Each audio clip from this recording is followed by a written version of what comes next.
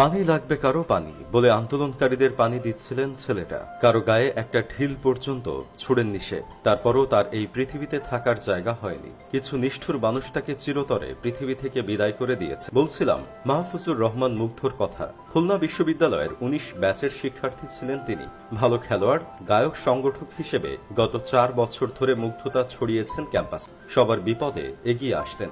গণিতে স্নাতক শেষ করে গত মার্চে ঢাকায় যান। এমবিএতে ভর্তি হন বাংলাদেশ ইউনিভার্সিটি অব প্রফেশনালসে। তার ফ্রিল্যান্স সাইটের প্রোফাইল আমার সামনে এসেছিল। তিনি 2 লেভেলের সেলার, 5 স্টার রেটেড ফ্রিল্যান্সার ছিলেন। এখন পর্যন্ত তিনি ১৮৮টা অর্ডার কমপ্লিট করেছেন। সে দেশের জন্য কতটা রেমিটেন্স এনে দিয়েছে একবার ভেবে দেখেছেন?